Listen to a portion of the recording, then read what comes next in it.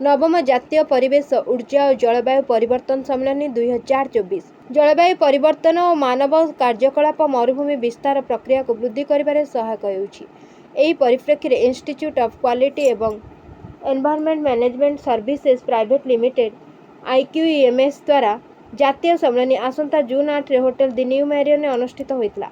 राज्य प्रदूषण नियंत्रण बोर्ड एवं institute of public enterprise Hyderabad सहभागिता आयोजित होता। विषय वस्तु द्रुत जमी उदाहरण मरुड़ी प्रतिरोध और मरुभूमिर विस्तार निराकरण। सम्मेलन अध्यक्ष श्री विनोद विहार IFS अवसरप्राप्त स्वागत भाषण देते।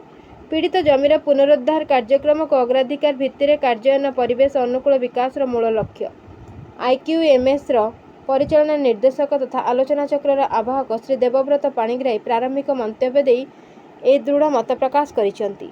मिलित जातिसंघ सम्मेलन तथ्य अनुसार भारत में 25% ऊर्ध्व जमी मरुड़ी पलटिबाकु जाउछि। तापमात्रा वृद्धि एवं वर्षा ह्रास मरुभूमि पर अनुकूल परिस्थिति सृष्टि करे।